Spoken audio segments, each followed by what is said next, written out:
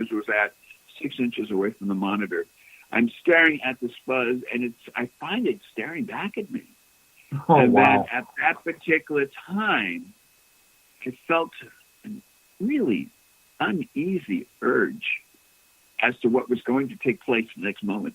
Because at that time, I was literally thrown I was still in my seat, but I was pushed back from the screen. I felt myself being drawn to the very lower part of my chair, with the G-forces being literally pushed away from my computer. And then I felt a very strange sensation. It was like burning and pins and needles. I looked down, and sure enough, there was a mark. So this dark fuzz, again, if you remember the very beginning of the story, as I was saying, space and time, this happened. Real time was 30 days ago. However, the demonic is not confined to our parameters in regards to space and time. So it was actually there as it was real time in my time. And it moved. It moved from that 30 days into my present time, and it interacted with me physically. And you know what? That brings that is amazing, because here's the thing. There is so much stuff on the internet people are watching. If some of those is something like that, who's to say it couldn't do the same to an innocent person watching something they shouldn't watch? I mean, it's mind-boggling. I think I have a couple of theories go ahead. On this subject. And if we have time, I'll go into it. Yeah, please do. Okay. One thing that we have that we didn't have 100 years ago, or plus 100 plus years ago, is electricity. This electrical force, it covers the whole planet. It's an invisible force, but we do know it exists. Like a paranormal. Ben Franklin's, experiment, with the kite and the key. Prior to that, we knew paranormal highway. Yes. It was something is hovering over the earth, and as a result, it's a phenomenon that would actually allow certain times where the hair in the back of your head will actually start standing up, or the static. You'd feel a static occur from some type of invisible force. Well, through our technology, we created this incredible invention called the telephone. Mm-hmm. And after that, we had the computer, and then after that, of course, we have our laptops and desktops and so on. We have all this technology, and I don't know if people really have thought about this, but the power itself is actually powered by this invisible force that we call electricity. As a result, the demons, they know all about this, because this is their kind of way of it's a wave. They're surfing the waves. Yeah, it's like a paranormal highway for them. Yeah, that's exactly true. And as a result, anyone who has the internet, they're plugged into it. Anyone that has a telephone, they're plugged into it. This invisible force connects us. And that thought alone should be frightening, because this is the price that we're willing to pay for our technology, and most of us are totally oblivious to it. Have no clue. Not any clue whatsoever. Nope. So it gets pretty fascinating, So that means that we have invisible power that has allowed other spiritual forces to kind of tap in. And so when I tell you the story, which is a true story of this fuzz jumping out of the screen as a result, that would have never happened if I didn't have a monitor, or if I wasn't plugged into this invisible power source. Because I'm able to look further into other things that people would never be able to, let's say 100, 200 years ago, because the technology wasn't there. Right. And to this day, there are people that are being struck by lightning. And for a second, it becomes visible, but then it's invisible. It's gone again. And then the only thing that stings is the effect of that power. And yeah, that's powerful. And you know, it's funny you say, you know, we humans were using these tools to tap in, and you were using that tool to watch an assessment of an investigation, but yet it's like a vicious circle because the evil was you can use that as a tool too to zap you or anybody else or affect them, or you know, it's like give and take. It's you know what, it's some dangerous stuff. You got to be careful out there. I'm going to go one step further and say that there's another device that has been operating on the same type of power, if you will, this invisible power. And this device is something that we all have access to. And you know what that is? Our human, this is the question, this is the answer, our human bodies. Our bodies are actually powered by electricity. Did you know that? Yeah. And as a result, everything that we touch vibrates. Everything in this planet vibrates. Well, I have a theory that everything in the universe has a vibration. It's run by vibration. So yes, I agree totally. Go ahead. Well, all I can say is, you know, I might be on shaky ground when I say these things. joke.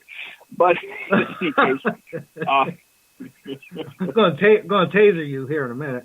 Sorry about that. But I'll tell you that it's absolutely true. You know, the trees, they have a force, an invisible force, where they could actually communicate with each other. There are other things that we don't even think about that actually take place in our world. But one of the things that has led me to my belief in regards to the spirit is that the actual physical manifestations that take place when you call something evil, when something is done with malice, when something is done so destructively that other people are touched and hurt. And as a result, that does not come from God. That does not come from the light. That has to come from another source. Right. In order to have light, you have to know that there is the other end, which is darkness. And when you walk into a dark room, all you see is black. But when you turn the light on, all the roaches that are in the room seem to run to the corner. Roaches, I don't. But anyone who does, okay, they will attest to the fact that when you turn a light on, roaches will run to the corner and they'll hide. And that's exactly how the demonic is. Okay, you turn on the light of power, of divine force, believe me, their eyes are going to be open and they're going to scatter because they are very afraid. We have a power that we have access to that power. Thank God. And come to think of it, that is the power. Yep. Amen. Amen to that. Let me tell you something. And people don't realize that everything you see, there is good and evil or negative or positive, however you want to say it, is all around you at all times. So you got to be on your toes. Be careful what you're doing. Be careful what you're watching. Be careful, just don't do crazy stuff. Think about things before you just dive in sometimes, Since you mentioned, and I don't know if you're aware of this, but you mentioned hard objects. Yeah. And I agree with you. Hard objects exist, especially when you're walking around and you happen to stump your toe on one of these hard objects. Okay, you have to watch and be observant as to where you walk. Yeah, you don't want to step into it, basically. No, but you do want to make sure that wherever you're at in your life, that you pay attention. You pay attention to all the sharp corners. This world has a lot of sharp corners as well. And I could attest to that fact. And anyone who has actually lived life and with their full awareness of what's happening, and whatever your belief system is, whatever your perspective is, however you perceive things in life, always remember there are other things that they're just beyond your understanding. And sometimes you have to fall into a hole before you realize that there was a hole to fall into. If that makes any sense. That makes sense. Yeah, so it makes sense. Yeah. So as a result, you just have to be aware and be yourself. You don't have to be anyone else. You don't have to pretend to be anyone else. You don't have to put a false facade. All those things are things that people seem to gravitate to when there's something missing in their life. And as a result, when that happens, I would encourage those people to find a friend, because there's no reason in the world to be alone. No. And, you brought up a thing about negativity and these thoughts. I've told a lot of people, because they question, like, I don't know this or that. And I always tell them, look, if you get a thought in your head and you're not sure, just take a break, ask yourself, would God put that thought in my head? And if your answer is no, then that is your answer, man. It's negative. Because I'm going to tell you something. There is stuff out there that is negative, and it will put thoughts in your head, and it will tempt you in things. So if you can train yourself a lot of times, just ask yourself, would God put that thought in my head? And if the answer is no, you need to check that off and get it out. There is a thing that some people know about and are aware about in terms of this term. It's referred to as demonic oppression. Yep. Demonic oppression can be, and when I say could be, I will further qualify that and say is. Mm-hmm. It's when the darkness or demonic puts a negative thought in your mind, and it's done so subtly you don't even know that thought is in your mind. As a result, you think it's part of your natural progression. You think this is just a natural phenomenon that somehow it's your idea to do something really nasty or something that's really against your character. And as a result, you just follow through because you think it's actually your idea. The whole thing is, especially in regards to demonic oppression, is that the seed was planted into our minds. And I see that seed, I think it's very visible in the faces of serial killers. When you see their eyes, yep. Yeah, I really believe the seed was planted in them, deep in them. And as a result, they act out. You ever look at Bundy's eyes? You ever look at Bundy's eyes? You ever look at Bundy's eyes?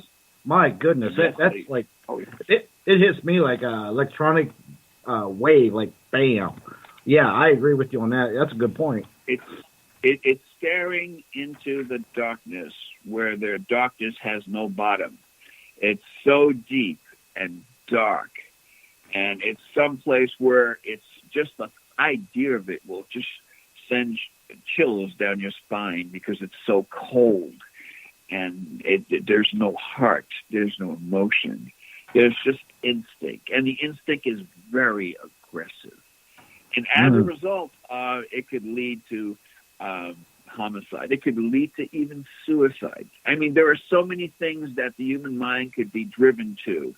And I would say that this occurs when a plant, a seed, was planted into the minds of the unsuspected individual, not knowing that what's driving them is not of light, but of dark. It's a very sinister plan that this is exactly what the darkness wants. They want you to be placed in full chaos, not knowing what's going on around you, okay? You're in the state of chaos. You're not able to think mentally, and as a result, you're acting on instinct. Unfortunately, our enemy, Satan, the demons, the darkness of this world, they don't act on instinct. They act on intelligence. They act on what they see and what they observe. They see us.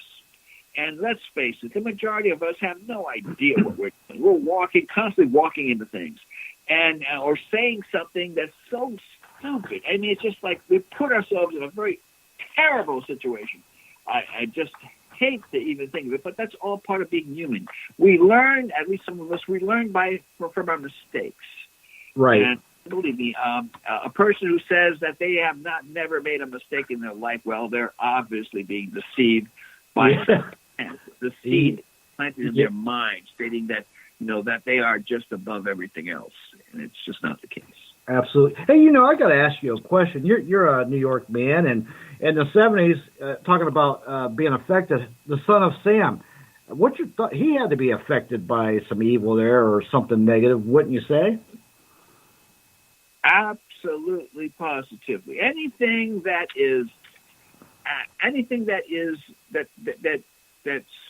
astray from what is good and light has to be influenced by the darkness. anyone that has that kind of behavior, that disregards for human life, or